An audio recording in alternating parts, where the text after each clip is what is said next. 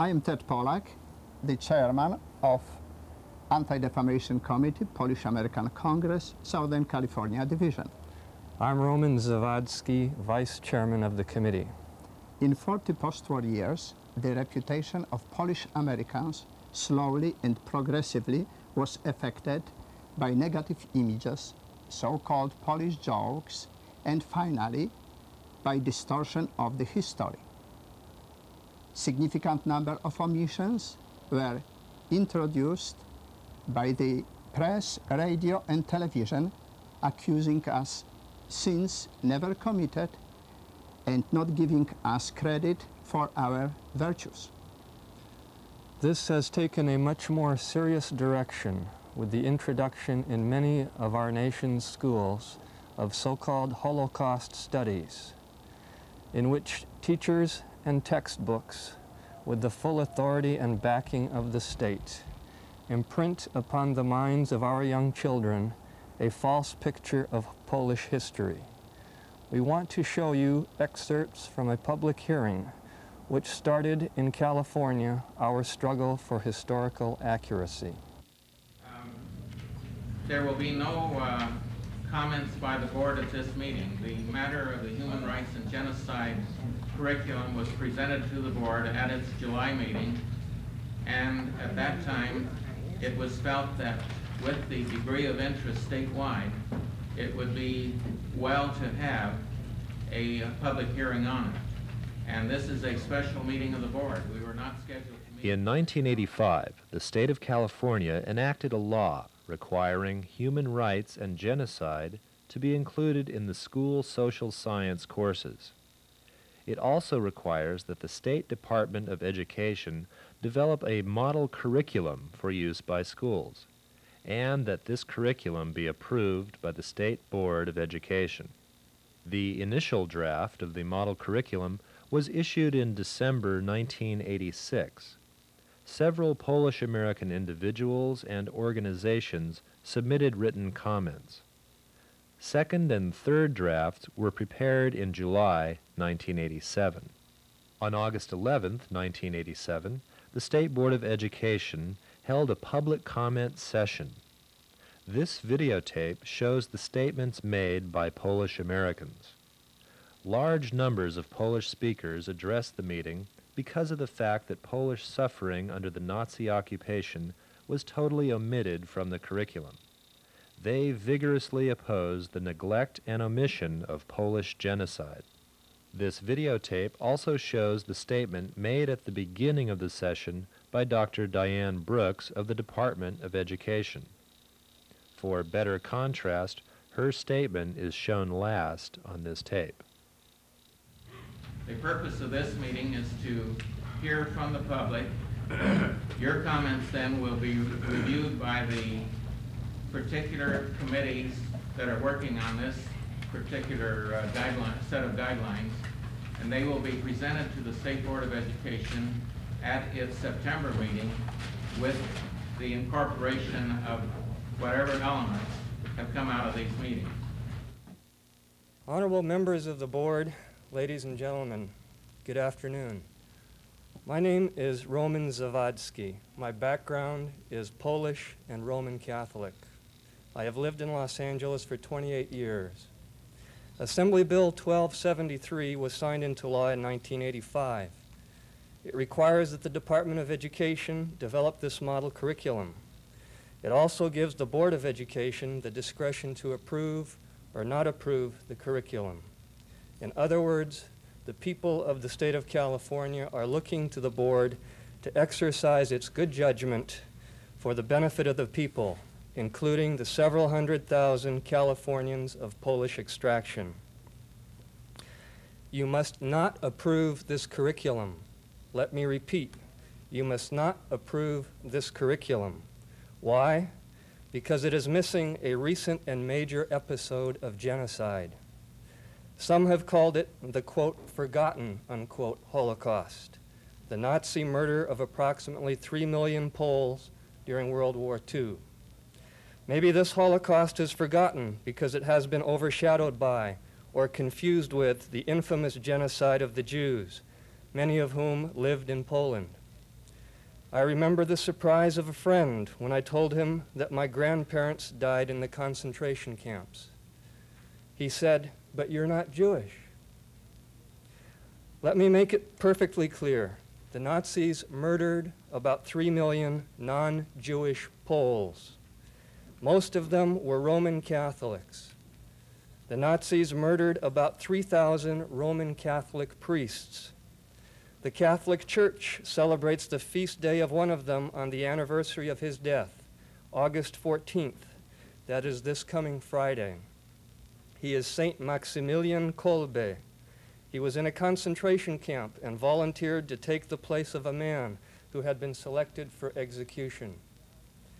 In addition, the Nazis took about 30,000 Polish children away from their parents and sent them to Germany to become Germans. After the war, only a small percentage returned.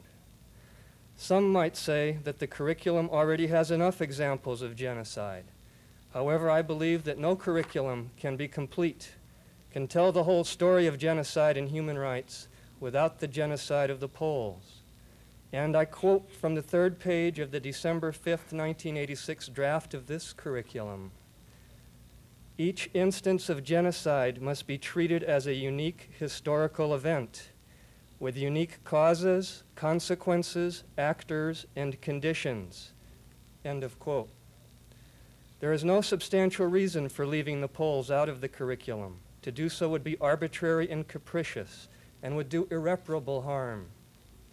Most textbook publishers and teachers will include only what is specifically mentioned in that model curriculum. They will not voluntarily do the extra work needed to research and teach about the genocide of the Poles. Then California's children will leave school with an incomplete lesson on genocide and human rights. They will have a less than adequate understanding of the Poles, whose location between Germany and Russia and whose ideas, such as solidarity, will play an important role in the world of the future. Furthermore, the state of California will be telling thousands of Polish American children in our schools that they are, in effect, inferior to other racial, religious, or ethnic groups. Only those other groups are worthy enough to have the violations of their rights taught in school. Therefore, you must not approve this curriculum. Send it back to the Department of Education with a message. Tell them the board will not approve it unless and until it contains a several-page summary of the genocide and violations of the human rights of Poles. I understand that the Polish American Congress has been working on such a summary and will make it available within a few days.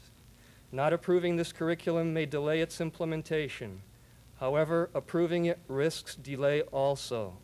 I have heard some very angry and frustrated Polish Americans talking about legal action. Who knows how long a lawsuit could delay implementation? Thank you. I will make copies of my presentation available to the board and to members of the audience. Good afternoon. My name is Stanley Garska. I am a survivor of German extermination camps Auschwitz, Neugamme, Dachau, and Flossenbürg. I want to share with you my opinion that the past and present version of the model curriculum of human rights and genocide express deep contempt to one of the worst chapters of human history, the suffering of the Polish people. It fails to disclose the fact that the Polish nation of 35 million people was destined for total extermination during World War II. It is presented as if the Polish genocide never existed. The explicit German design was to annihilate the entire Polish nation. The detailed plan for biological extermination of the Poles was prepared meticulously well in advance of World War II. As early as 1935, Adolf Hitler said to the German nation, one of the main tasks of the German leadership will be to check forever, by all means at our disposal, any further growth of the Slavonic races.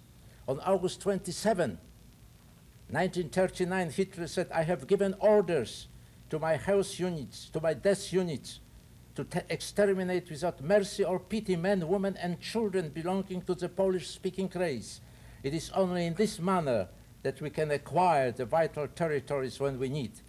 Heinrich Himmler said, all Poles will disappear from the world. It is essential that the great people of Germany should consider it as a major priority task to destroy the Poles. Hans Frank, governor of Poland, said in 1940, Hitler made it plain that the German Reich has a special mission to fulfill to finish off the Poles at all costs. Without hesitation, the reign of terror was unleashed in Poland starting September 1939. The Hitlerites killed Poles on battlefields, tortured civilians in camps and prisons, murdered them in extermination camps, in streets, in public execution, in the remote villages and forests. The number of children murdered is over 1 million, supplemented by 200,000 children taken away from their mothers in Poland. While the genocide of the Polish nation was perpetrated by the Germans in the western part of Poland, the Russian occupier of the eastern part of Poland was also exterminating the Polish nation. The total number of Polish people deported by Russians during the period 1939-41 was 1,680,000. 1/3 of the deportees died before the end of 1942. 10,000 Polish officers and 5,000 civilian intellectuals were murdered in captivity in POW camps in spring 40. As for Germans, had they won the war, they would have carried out with precision the original plan of total annihilation of Poles and Slavs. With the end of the war, the Germans succeeded to exterminate over 6 million Polish citizens, including 2.8 million Polish Jews, pulverized the city of Warsaw, and destroyed over 50% of the Polish economy. I also wish to point out that the framers of the model curriculum instructed the school districts to use the reference of a long list of Jewish sources to introduce the school children to the Holocaust. Yet not a single Polish source and information on this subject is being quoted, despite that we supplied adequate information. The Jewish sources are reserving the term Holocaust for the Jewish genocide in the Holocaust and exclude not Jewish who also perished. While 5.5 million Jews perished in the Holocaust, there were 14 million non-Jews also perished in Holocaust. No partisanship should be allowed to take place of objectivity and truth in the education of children at taxpayer expense. Right, I am Artur Zygmunt. I'm the editor of the Polish Cultural News. Ladies and gentlemen of the board, in May or June 1986, I first heard that a genocide human rights curriculum was being prepared for implementation in the public schools of California for the fall of 1986. As editor of the Polish Cultural News, I thought I should know more about this curriculum as to who is preparing it and what is in it. I contacted the office of Diane Brooks in the State Department of Education. I contacted my state legislators and knowledgeable people in the Polish American community. I soon learned that there was not one Polish American in California who was contacted in any way for input or participation in the committee preparing the curriculum. And this despite the fact that the people of Poland suffered more in World War II than any other nation or people, as you have heard. 20% of the population, over 6 million, were murdered. Half of these were Polish Jews, the other half were Polish Christians. There were thousands of Polish Christians executed at Auschwitz, including priests, before the first train carrying Jews arrived. Another 1 million were deported to Siberia, where many died. Incredibly, none of this history found its way into a proposed human rights genocide curriculum, which I was able to review over the Christmas holidays last year. I submitted 9 pages of comments proposing minor modifications to include the Polish experience of World War II. Not one was included in the final draft. I submitted 4 pages of curriculum resources, some 20 entries, and just 1 was included. None of the books and pamphlets that I recommended were included. So here we are. The Los Angeles Unified School District televises the film Shoah, which has a number of very anti-Polish references. and does not give the Polish community an opportunity or rebuttal for discussion. The Los Angeles School District accepted a donated set of Holocaust materials that excluded the Polish experience. Public television also showed Shoah and would not let the Polish community express any position on this film. Now the California State Department of Education wants to shut us out of the human rights genocide curriculum. Not even one book. Aptly, one is named The Forgotten Holocaust. What is this all about? Is there some kind of selective indignation, selective history, and selective sources? If you have nothing else, at least include in the human rights genocide curriculum the resources that I forwarded in January 5, 1987. Is this asking too much? Thank you. Good afternoon. I am very happy to be able to speak to you today and to have this opportunity to share my feelings as an American of Polish descent. At present, the model curriculum to be used in school districts has completely omitted the tremendous suffering experienced by the Polish people during the Polish genocide. In an age when we are acutely aware of ethnic consciousness, the Poles have once again been ignored. This time in the history of World War II and the horrors that occurred in Poland by the Nazis and under the Nazis during their occupation of the entire country.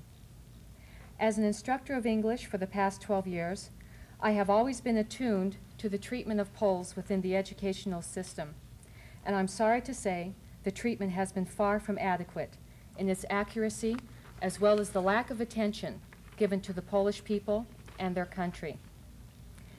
My reason for speaking today is to let it be known that we want to be represented as a group of people who experience suffering and torment during this grim time in our world's history. I am not unique in my attitudes and feelings. I represent thousands of Poles in this country who, like myself, are first, second, or third generation, Poles who are fiercely proud of our history, our rich cultural heritage, and our traditions. Throughout history, the Polish people have always experienced suffering and persecution. But no time in history has this suffering been so great as that seen in the Polish genocide. These horrors of war should be represented and shared in classrooms across the nation. We do not want to be an unmentioned statistic. We have faces to be seen, voices to be heard, and a story to be told. And we do not want this opportunity denied us. I need only to consult the pages of history which speak for themselves in regard to the suffering experienced by the Poles.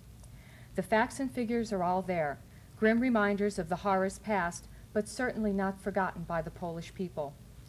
If I want to visually view these tragic events, I can watch countless hours of actual film footage that depict the Nazi destruction of Polish cities, including the capital of Warsaw, Poles interned in labor camps, concentration camps, and mass executions, all vividly captured on film. But I have a third source that means more to me than either of these, and that is living history. I need only to talk to my relatives who are still alive today after experiencing the inhumanity and atrocities inflicted upon the Poles during the Nazi occupation and the Polish genocide. How can these people be ignored? How can their tragic lives be passed over as if they didn't matter, indeed, as if it never existed? These stories are true and alive in those who experience them, as well as in books and on film. The years of human suffering cannot go by unnoticed. They must be brought to the attention of all so that such evils will never happen again. I ask you today on behalf of myself and on behalf of all those who suffered to let our Polish history be represented and presented within the classrooms. No one's cry for recognition and representation of human suffering should go by unnoticed. The Polish people do not want to become the forgotten victims of the Polish genocide. Thank you. Thank you very much, Ms. Albee. My name is Ted Polak. I am the chairman of the Anti-Defamation Committee of the Polish American Congress, Southern California chapter. We are here to reflect on the bias of the curriculum for the human rights and genocide.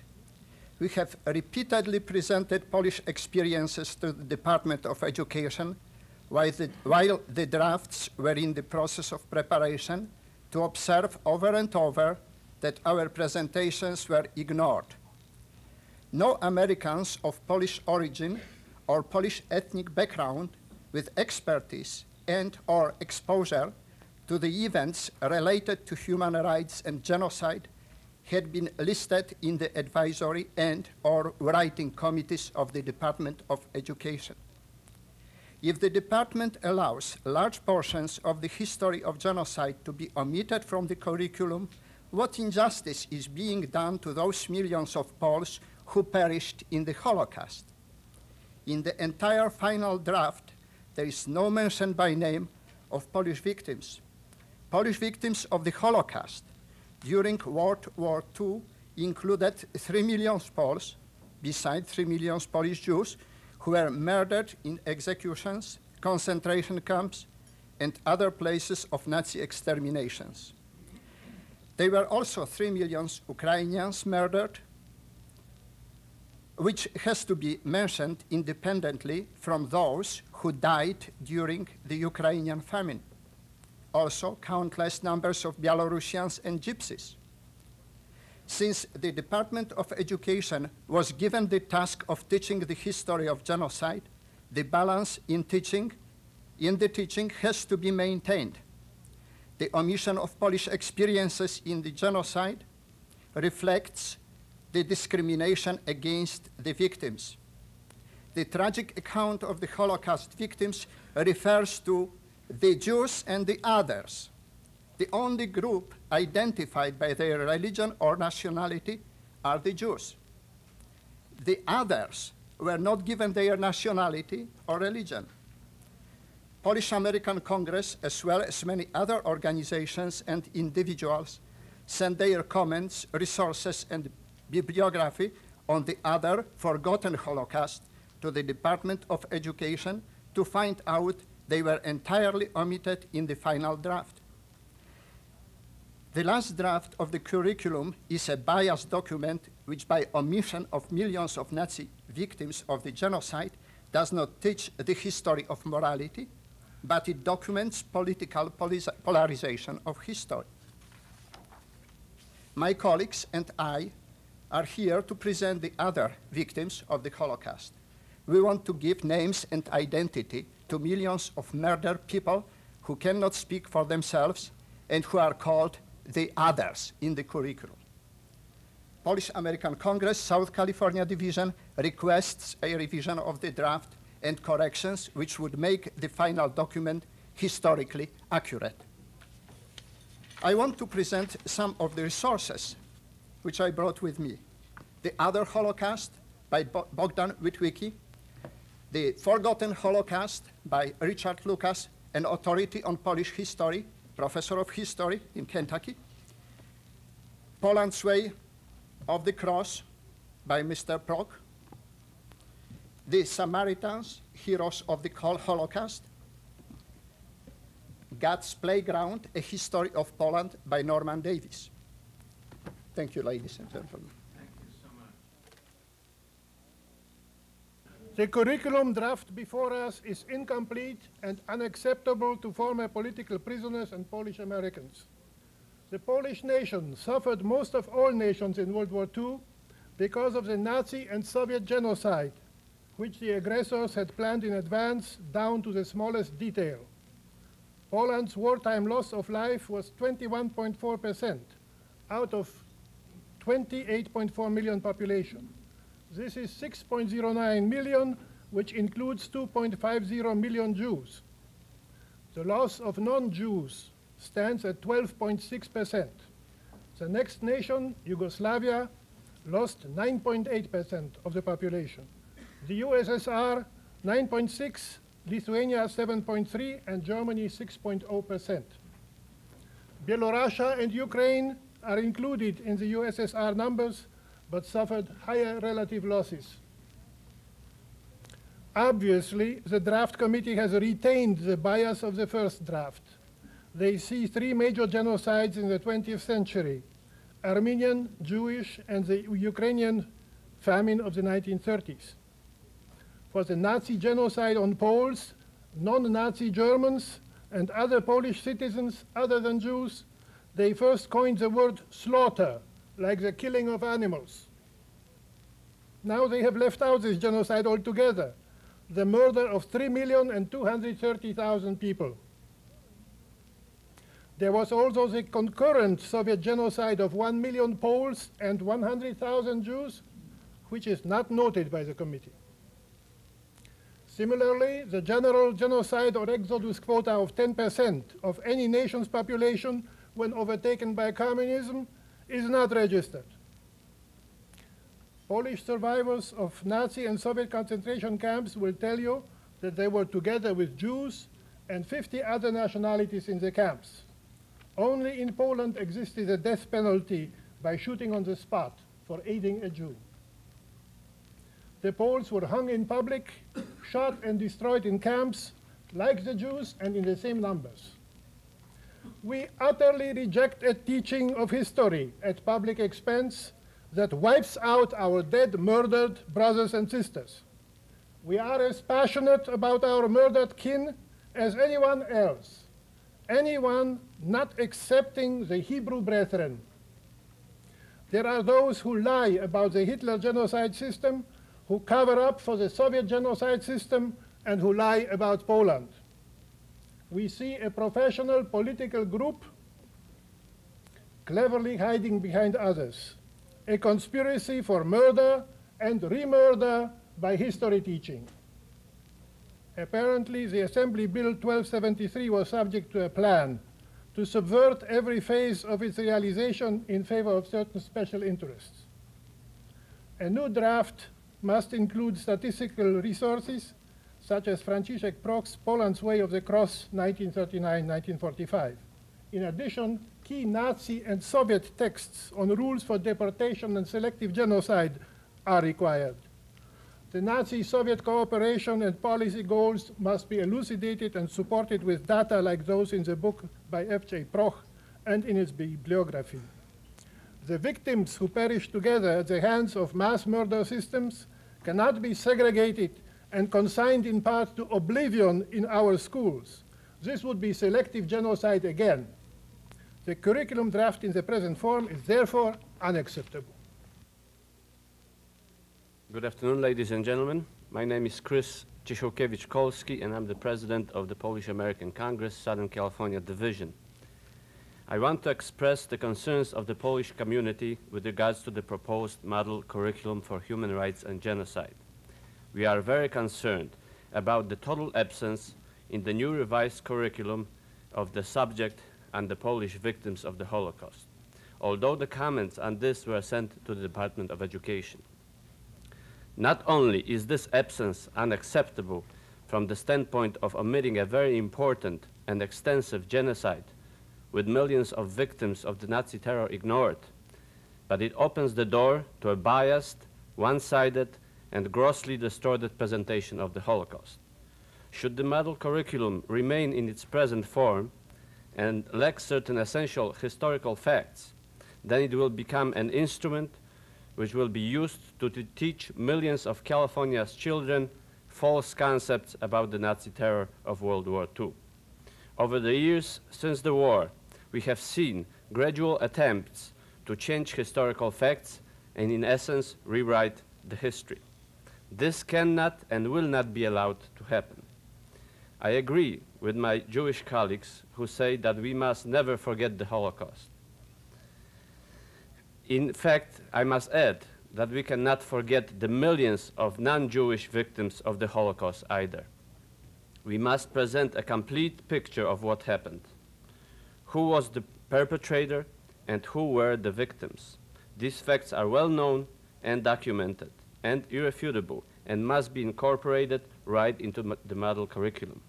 The Nazis of Germany were the ones responsible for the Holocaust. They and the German nation who supported them must bear the blame for the atrocities committed during the war. The forces which unleashed a wave of unprecedented terror around the world in the 1930s and 40s were created together with an Axis alliance of Germany, Italy, and Japan, and later joined by the Soviet Russia.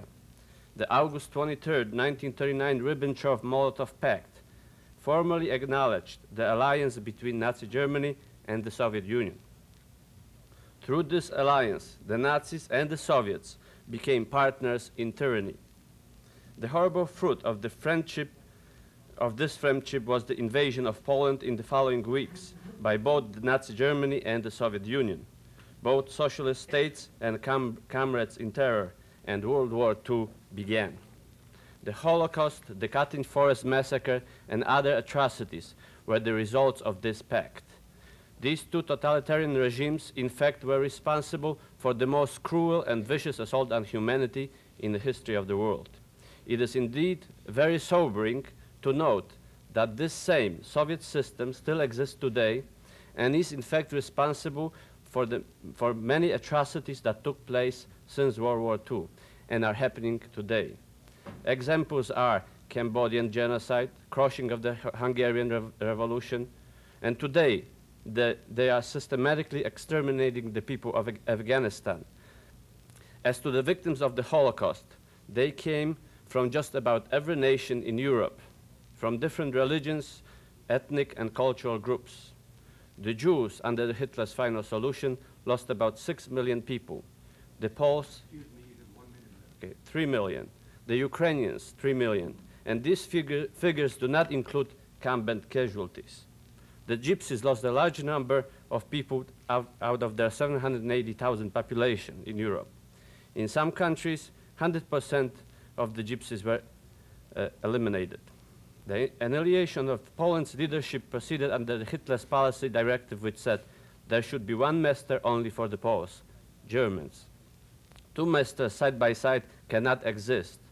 All representatives of the Polish intelligentsia are to be exterminated.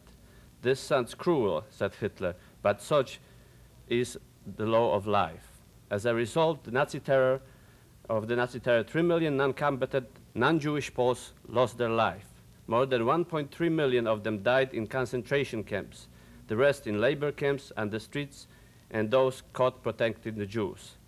These are very important historical facts, and we insist that they be included in the model curriculum for human rights and genocide.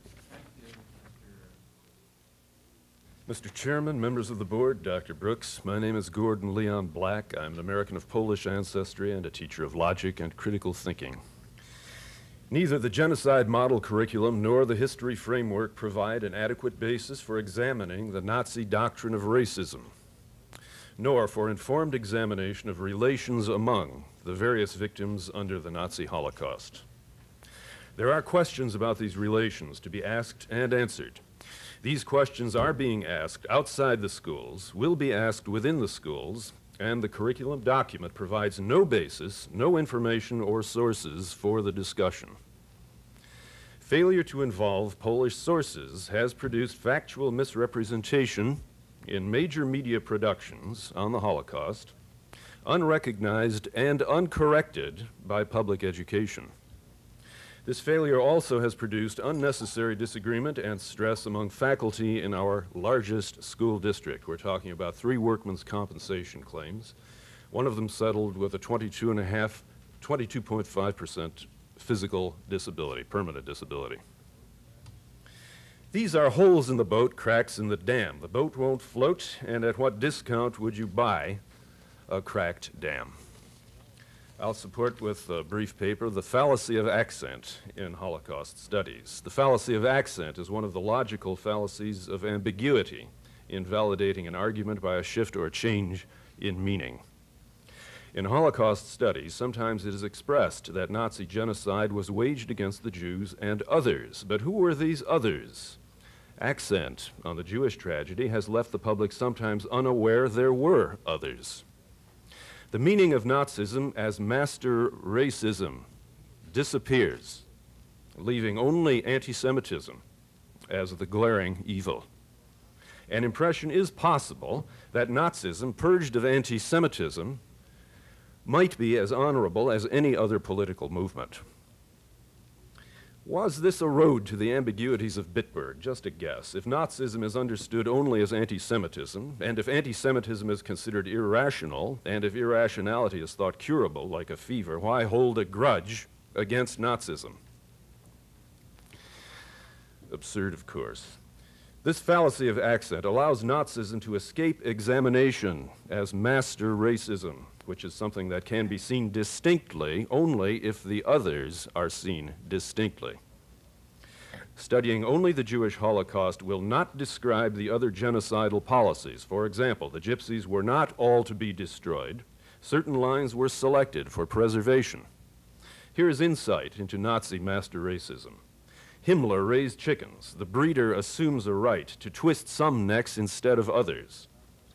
Can we teach human rights without identifying this inimical philosophy?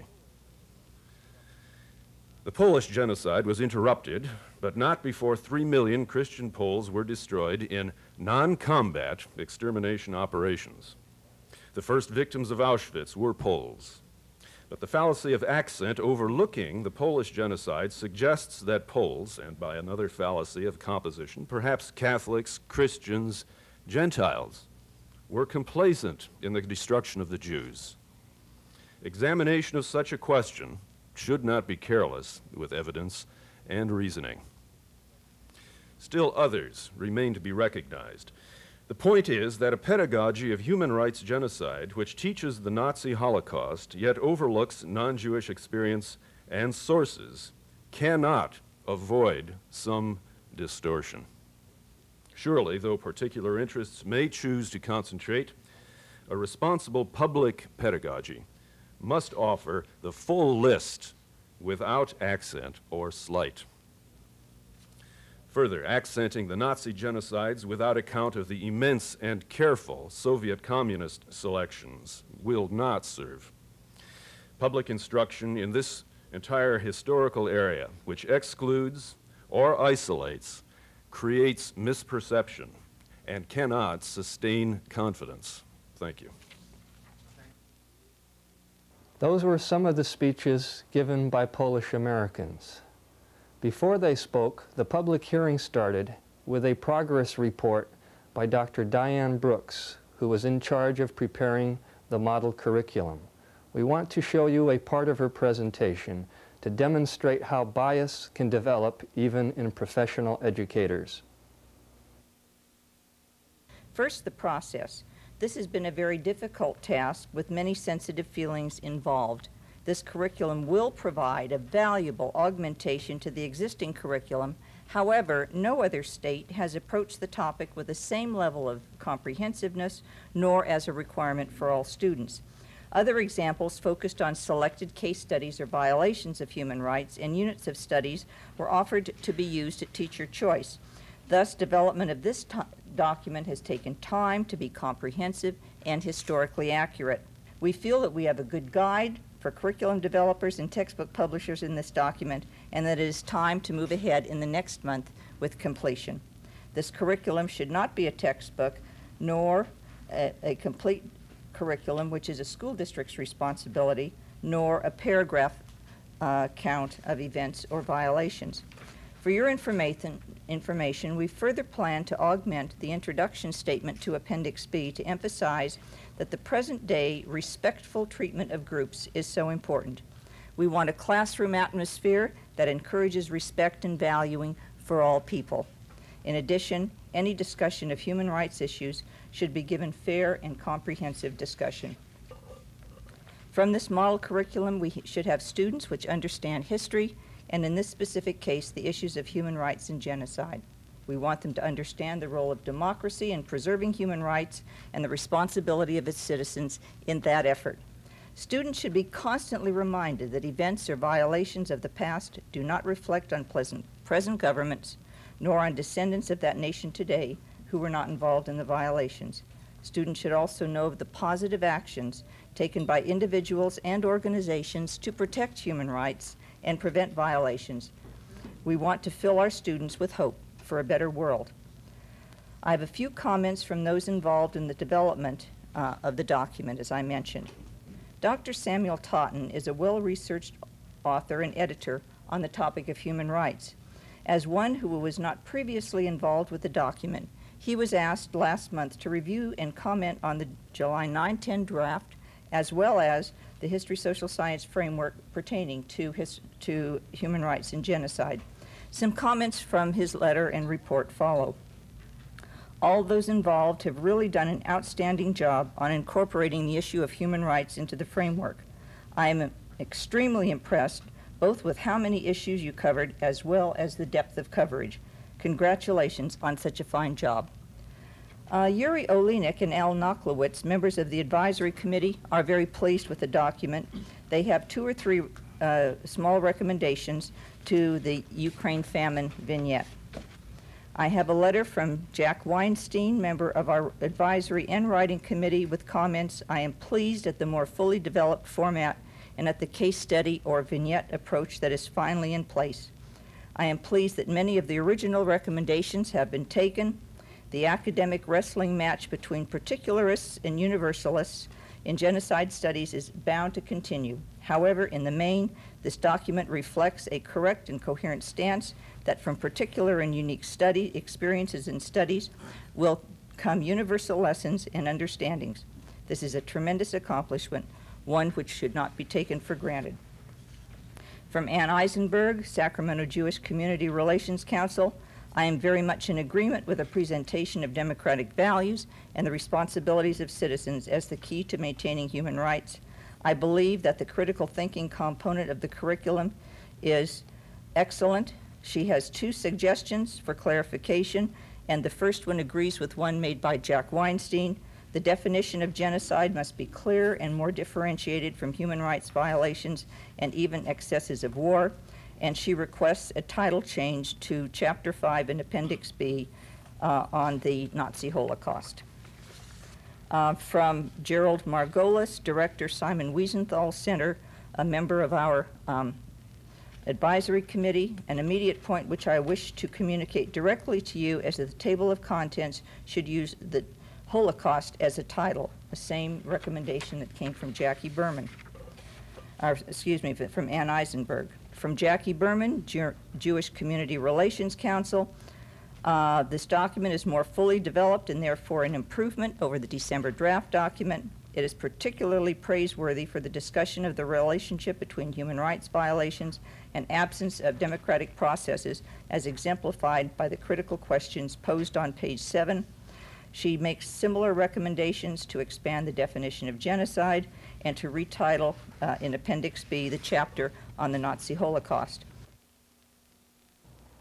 At this hearing, 9 Polish-American speakers presented their point of view and expressed their outrage at the draft presented by the Department of Education. After the public hearing, I was able to interview some of those. Well, the Polish-American Congress has undertaken this action in order to correct the curriculum. I think we had a good showing over here, and I think we will have an impact on this matter. We will see what the outcome will be, and if necessary, we have to take other actions to correct the problem. Ms. Albi? I'm very happy to be a part of what's taking place today. We need the support of the Poles in this country to accomplish what has been started here today, and I just want to say that I think it went very well. I thank you very much. Mr. Gordon? Well, I was interested to see how the whole process began with special interests, very appropriately, and how this hearing, very surprisingly, brought out a lot of additional information and material showing that the problem is not a narrow one. At least the Nazi Holocaust is not a narrow and specialized problem. It's an immense one covering the entire Second World War and the Nazi policies of genocide. And it's a problem of information that we have and communications, and this is going to be an expensive project, and people who realize the importance of this kind of understanding, I hope, will support us financially in these efforts, as well as seek ways to make efforts of their own to get the truth known. The significant distortions in the teaching of the history of mass murder and genocide, if not opposed now, will affect generations of American children forever. To change this, we must work on it now. And above all, we have to give donations to support the work of our organizations. We are appealing to your minds and hearts to save Polish history in the United States. Sooner or later, the state or school district in which you live will start teaching about human rights and genocide. Some will adopt materials already prepared by New York, California, and other states. Others will develop their own materials. Keep watch over your schools. Don't let them get away with ignoring the truth, as they tried to do in California. Get personally involved and send your contributions to the Polish-American Congress. The fight is just beginning.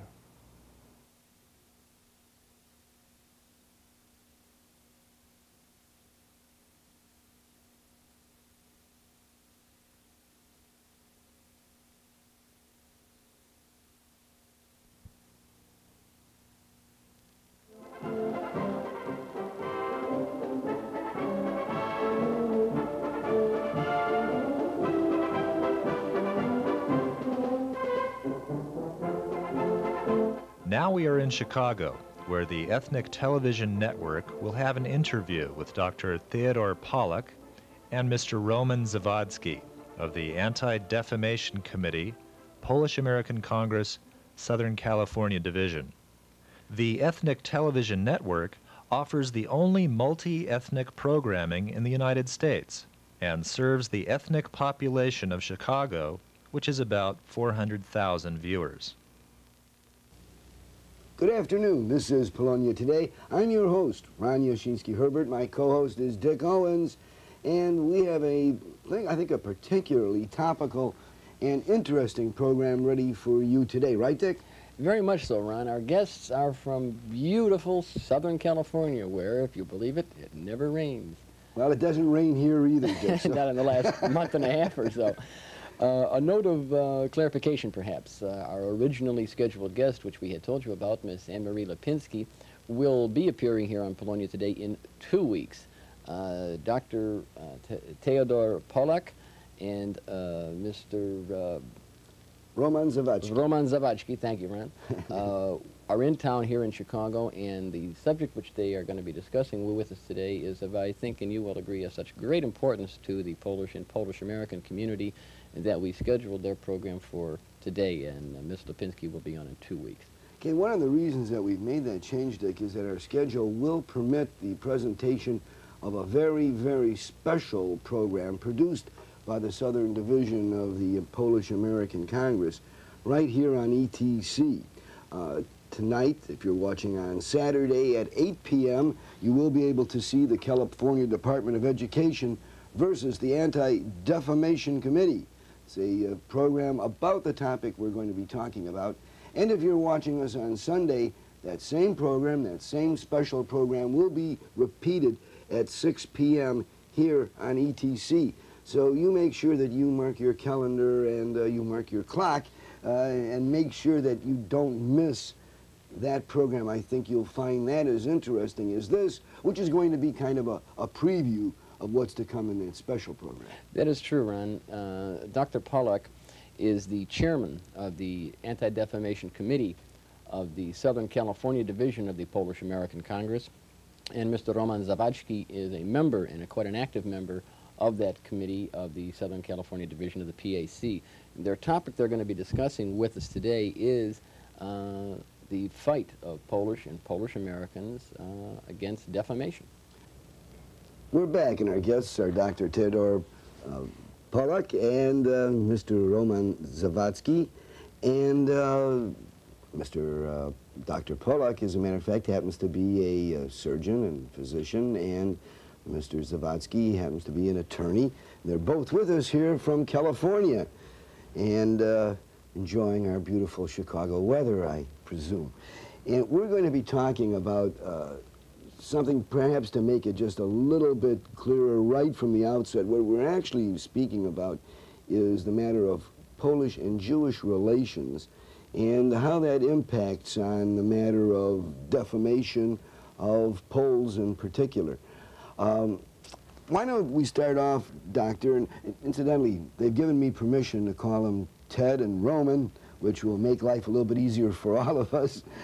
So Ted, why don't you begin by telling us what was the problem that the Anti-Defamation got so concerned about relative to the curriculum taught in the schools in California? I would rather ask Roman to answer this question. Fine, fine. Go ahead, Roman. Well, in California, the legislature passed a special law that was signed by the governor about 2 years ago, which required that the topic of human rights and genocide be taught in all of the schools in California.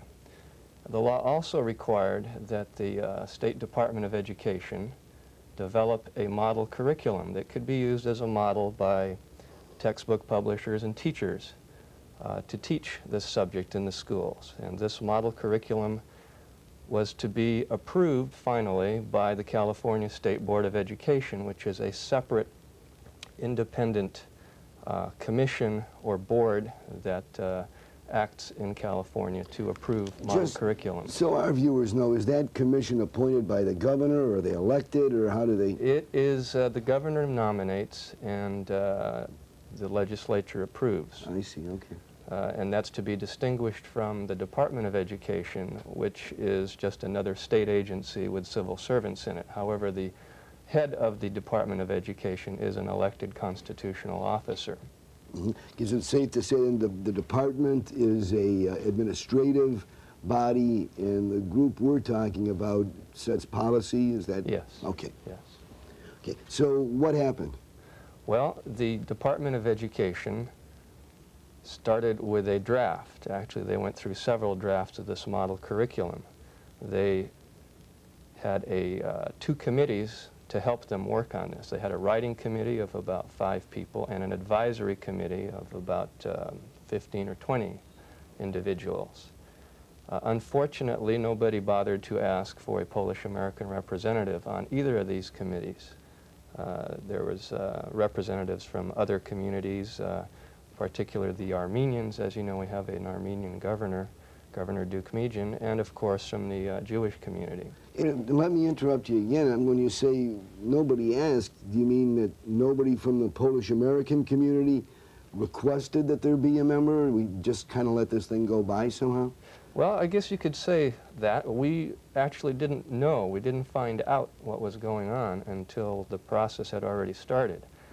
At that point, 5 separate Polish-American organizations in Southern California asked that a Polish-American representative be put on at least the advisory committee. Unfortunately, our request was denied.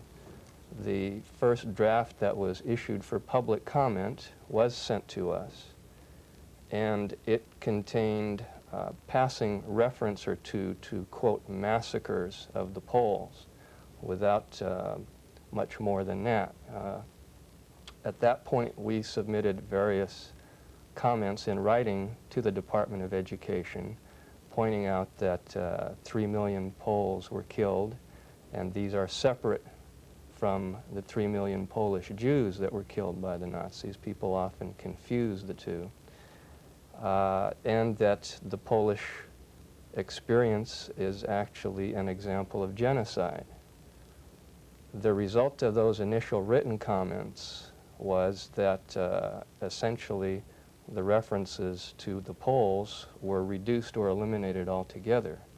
The Department of Education revised the format of this model curriculum. Instead of having a long general text of, say, 40 or 60 pages, they had a small, like, introductory text of about 10 to 15 pages, and then attached to that in appendix were samples or examples of genocide or human rights violations. And they had...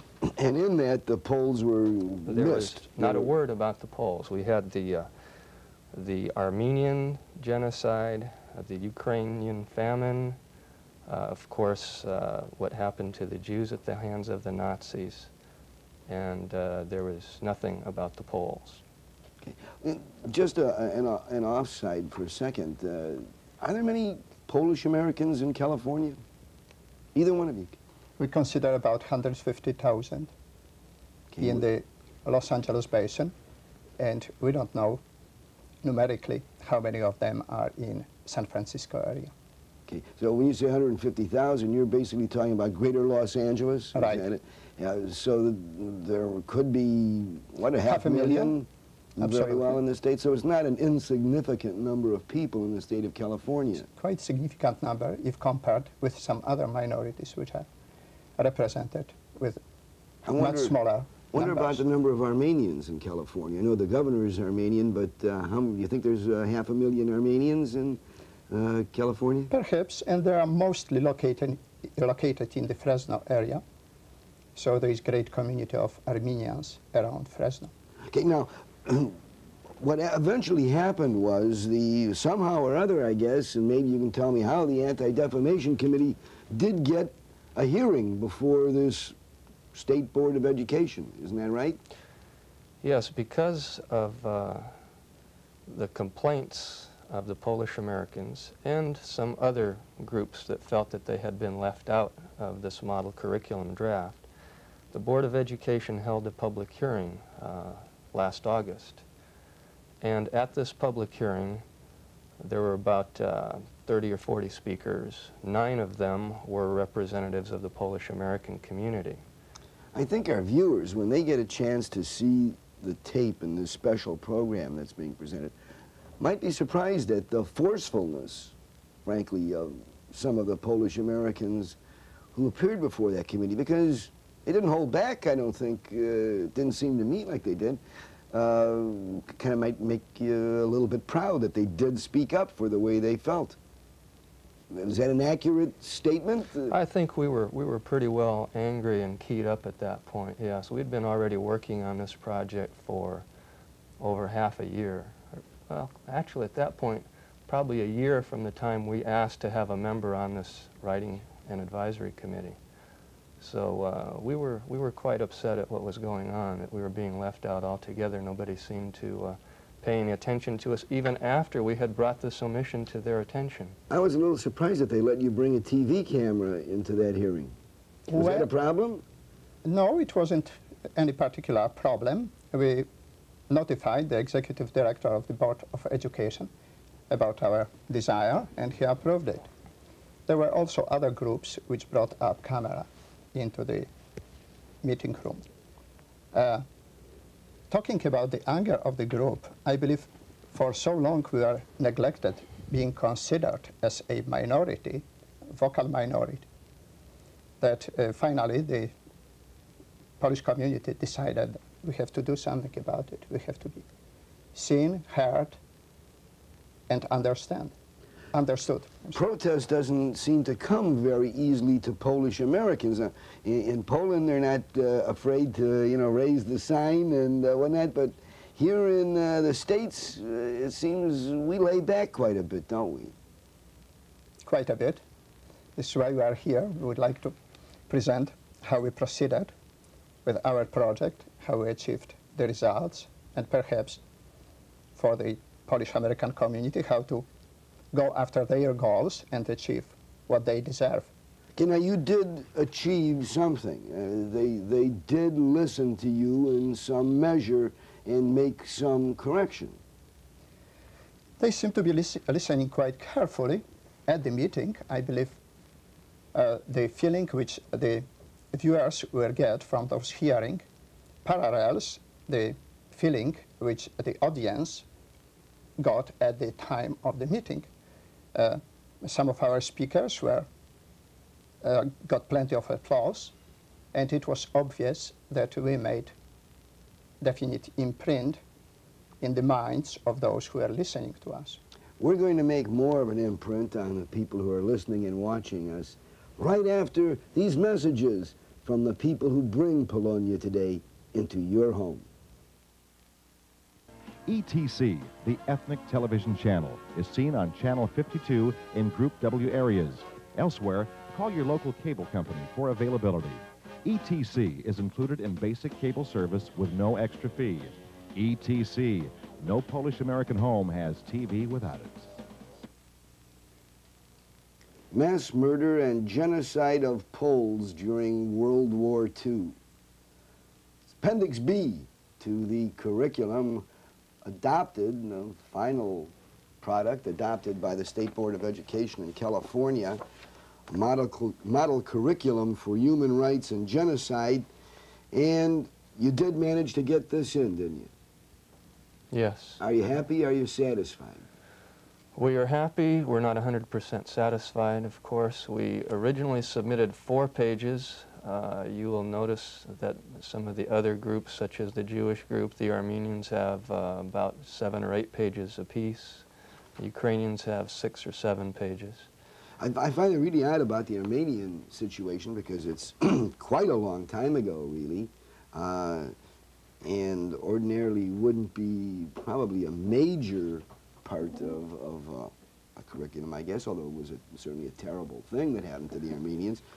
Likewise, the Ukrainian situation is a little bit more political, perhaps, than it was horrendous, although there were many, many people who died as a result. In case you don't know, this was the long arm of Stalin getting rid of as many people as he could in the Ukraine.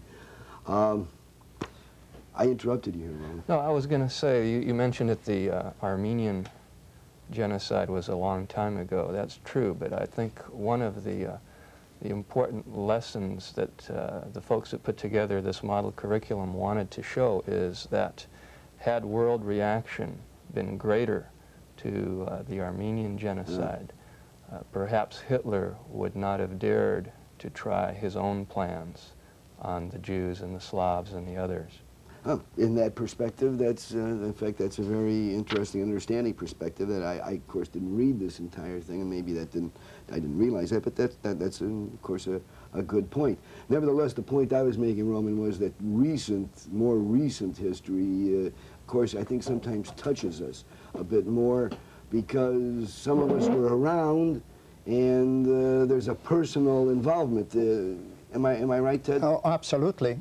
I do believe further on, you know, if you feel that this final chapter on Polish genocide was accepted after the presentation at the hearing in Ontario, you would be wrong, because it was entirely different. Despite of our presentation, our vocalism, and our enthusiasm in showing what wasn't shown in the first draft of the curriculum, the next version came completely, again, omitting our claims. Okay, now you had actually suggested, as I understand it, you had suggested that perhaps a longer version of the story be told in here, and that it be based at least in part on the chapter in Norman Davies' book, God's Playground, in which he more fully describes the plight of the Poles. Is that accurate? Yes, Norman Davies' book is one of the most recent published histories of Poland, and it includes a chapter on the Jews in Poland, tracing their presence in Poland from the beginning through World War II and on. That book was, and particularly that chapter, was a subject of great controversy, a continuing controversy, and subject of a lawsuit that Professor Davies has filed against Stanford University. Okay, how many pages did you say there were about the plight of the Jews? Approximately 8 pages. About the same number as there were Armenians. Yes. I would suspect nobody called you anti-Armenian for wanting, you know, quite a bit about the Poles in here, but how about, was there anybody who had the feeling that you were being anti-Semitic in what you were doing? No, it wasn't a question of anti-Semitism. Nobody ever accused us of that. The arguments that we ran into from the staff of the Department of Education, and indeed that elected constitutional officer who is called the Superintendent of Public Instruction, his name is Bill Honig. The arguments we ran into were, number one, that what happened to the Poles was not genocide, that the Poles were victims of war crimes, that not every single Pole was planned for extermination. Number two, the argument was... Pardon me, but what was that fellow's name again? Bill Honig, H-O-N-I-G. Well, Mr. Honig didn't read Mein Kampf, I guess. Maybe you ought to get a copy of that. Hitler spelled it out pretty well in there. He wasn't only the Jews he was going to obliterate, it was the Slavs, too. That would tend to me to indicate a plan of genocide.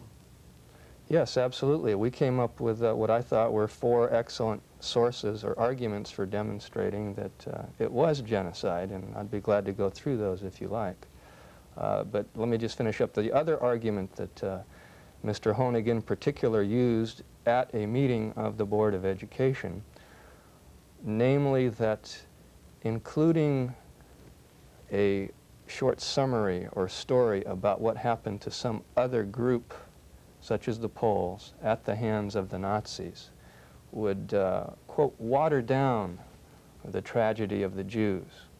And he felt that that was not appropriate, that you have one very good example, let's stick to it, and not add something else in that would detract, perhaps, from the impact of the Jewish tragedy.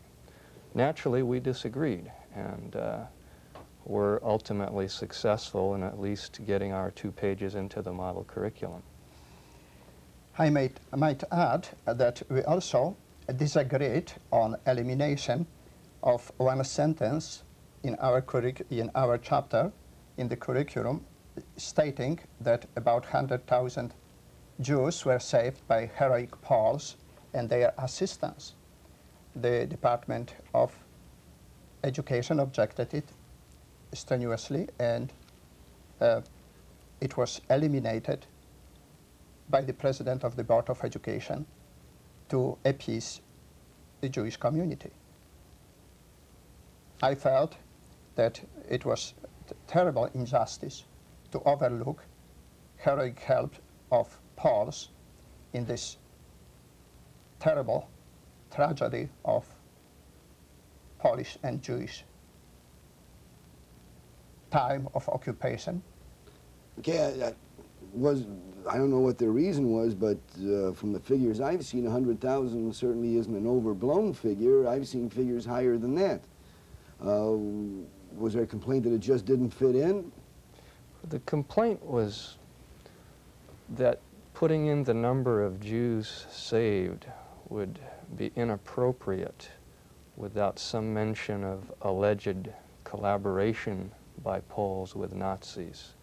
In other words, if you say that Poles saved so many Jews, you have to say that there were some bad Poles who helped turn Jews over to the Nazis. Yeah. But of course, there were Jews who helped turn Jews over to the Nazis, and I don't believe there's a word about that in the yeah, how about portion the capos? About the Do Jews. They mention the capos in the camps who were very often of Jewish background and who led their own people? And well, I think what's happening to me is what happens to me when I watch the tape that's going to be shown later as a special here. I get this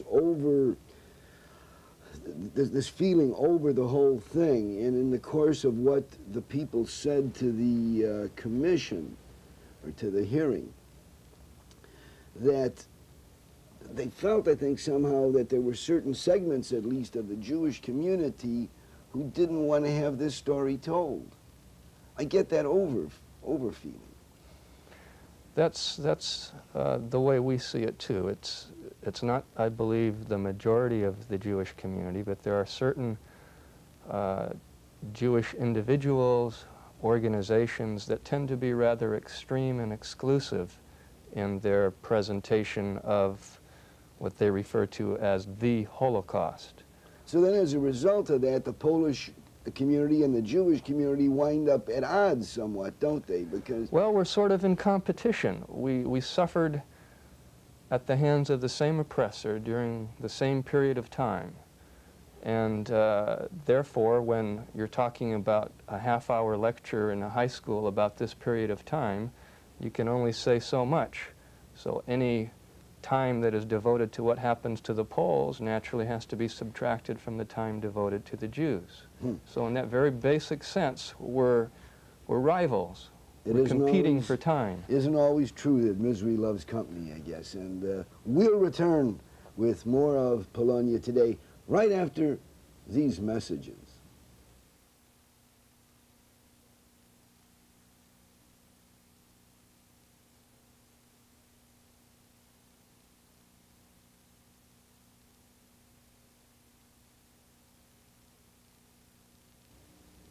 Our guests today are from the Southern Division of the Polish-American Congress in Southern Division of California, I should say, of the Polish-American Congress, and they're Mr. Roman Zawadzki and Dr. Pollock.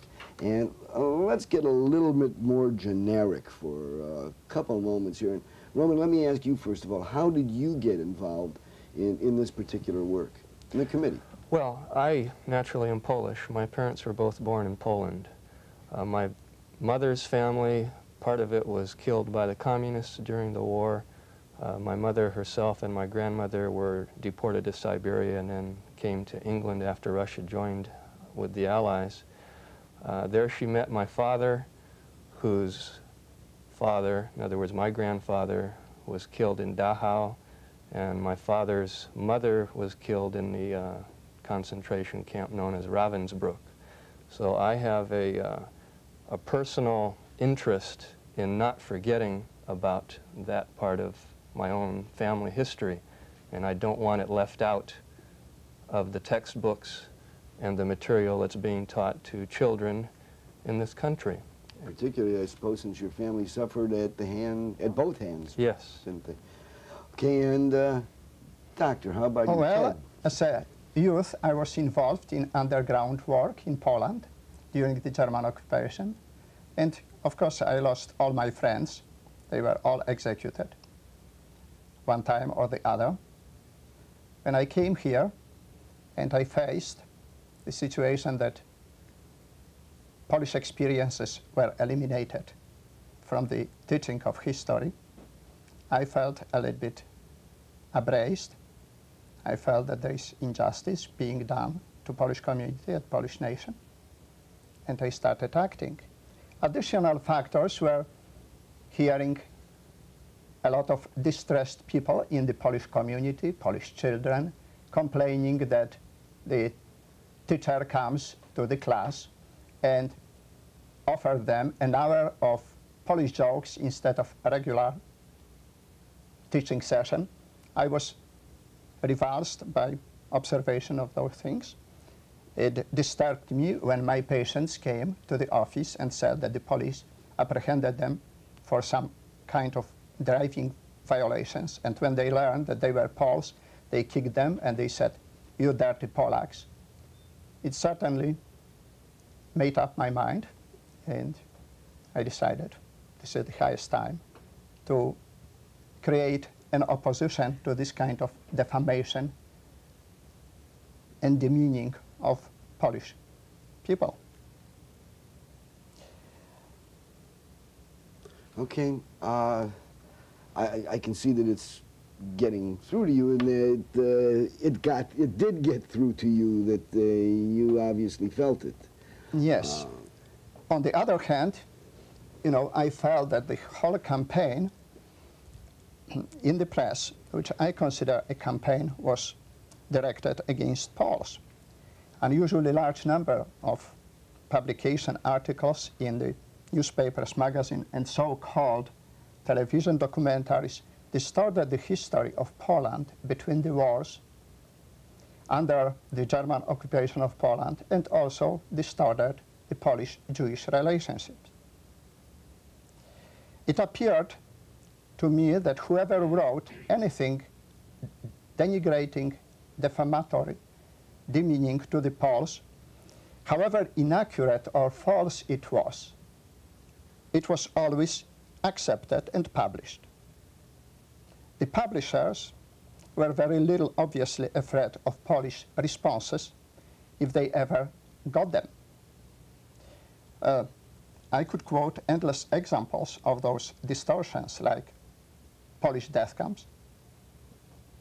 Another example, thousands of Jews were killed in pogroms in Poland after the Second World War, and so on. Most of it could be disclaimed as purely ridiculous if it wouldn't project on gradual, erosive, pervasive way of changing the understanding of history by Americans. In the minds of viewers after prolonged session of this bombardment of distortions, those distortions become historical facts. Some organizations are also not helping to bridge the feeling of deep division, and it does not lead anywhere. In a recent memorandum, June 15, 1987, Director International Center for Holocaust Studies of B'nai B'rith, responding to criticism of Shoah by Polish American Congress, wrote, remembering that more than 3 million Poles were killed, they feel and consider themselves victims, not allies, of Nazis. I would like the spirit of those 3 million murdered Poles to respond to this horrible statement. And further on, he went and he classified Poles into 3 groups. Number 1, Polish collaborators. Number 2, rescuers, exemptions. And number 3, tragic contrast, Polish victims of the Nazi genocide, in this declining order. He placed the Polish victims as a last item in the classification. Those 3 million murdered Poles were put behind few collaborators.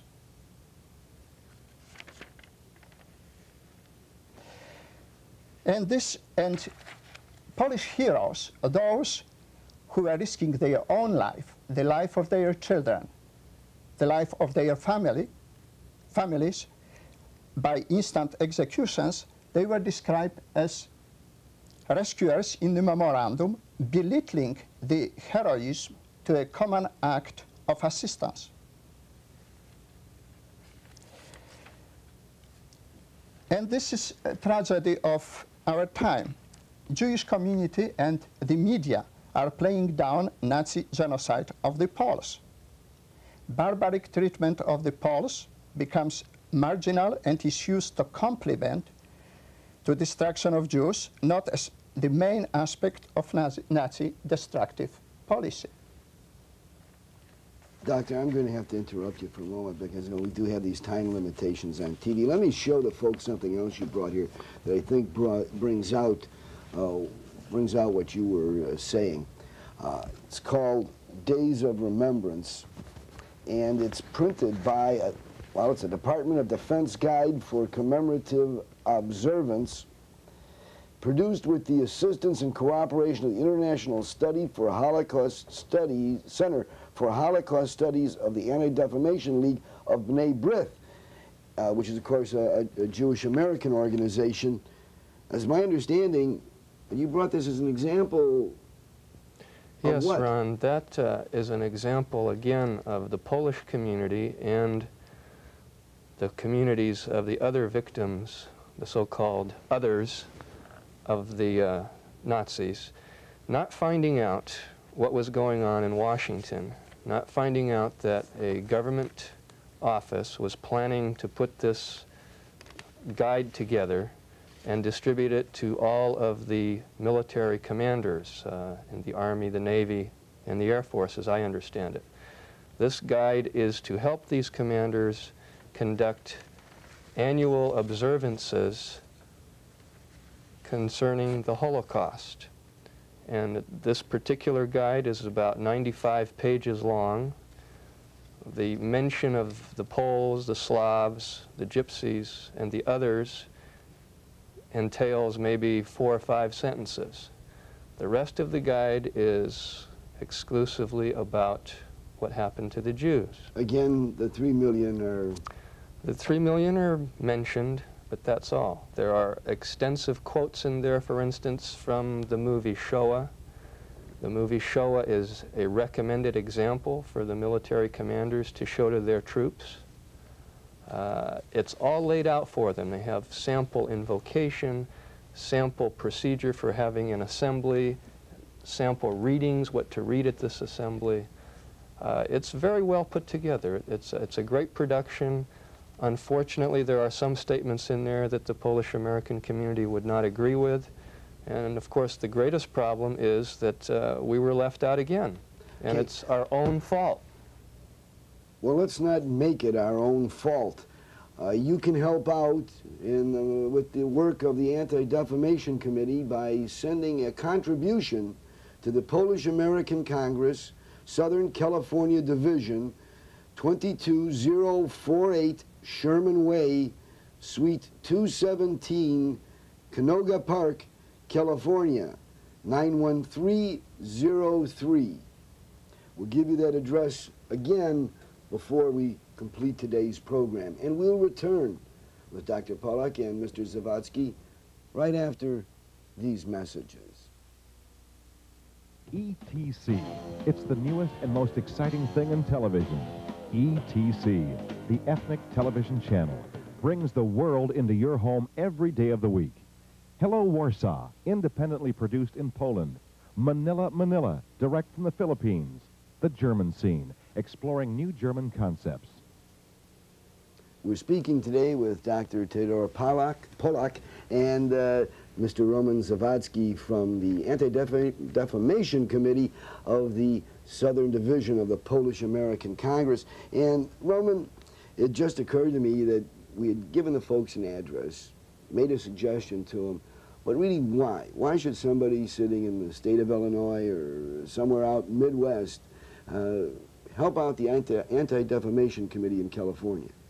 Well, that's a very good question, and we don't want anybody to get the wrong impression that we're trying to take over the whole anti-defamation fight for the Polish-American community for the whole country.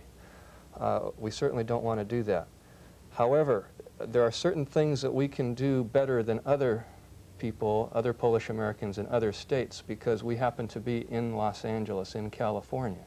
And California, whether true or not, does start a lot of new ideas, new trends. For instance, the textbooks that are adopted by the Board of Education in California are often then adopted by the other states. The textbook publishers try to gear their textbooks towards California because they know that once they're okayed in California, generally the other states will fall in line. So one of our next big fights is going to be trying to get our 2 pages from the model curriculum into those textbooks, because there's no requirement that the publishers use those 2 pages. That's just a model. And that's why we need some help from the others so that we're not out there on the cutting edge all by ourselves. We need the support of the whole country.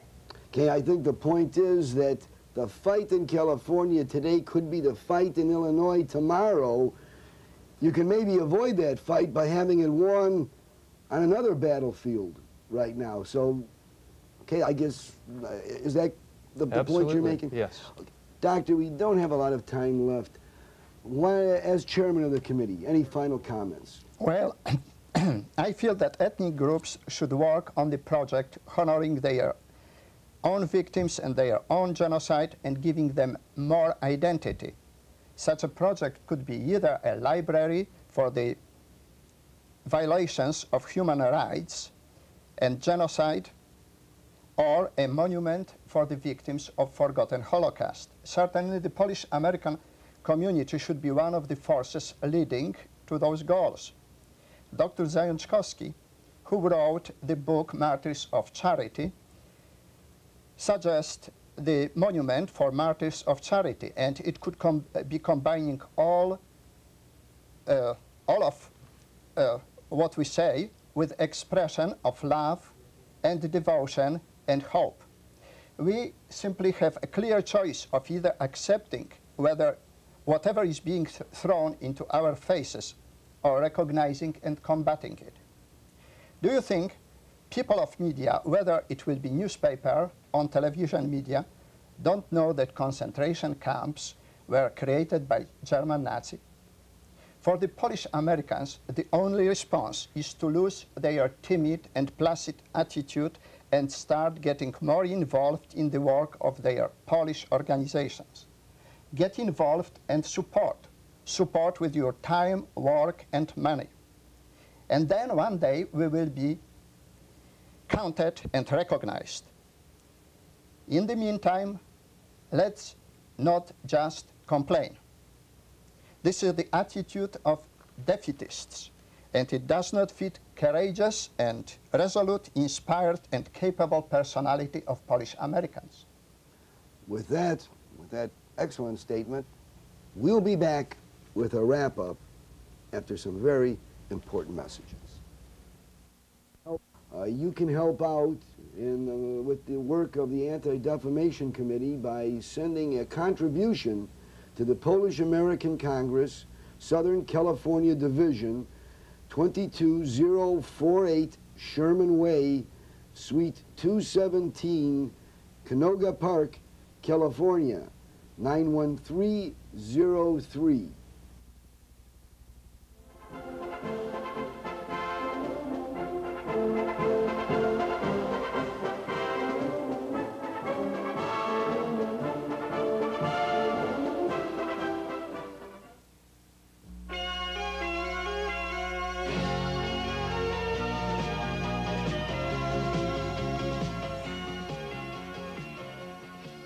ETC, the Ethnic Television Channel, a video roadmap to the exciting world of ethnic America.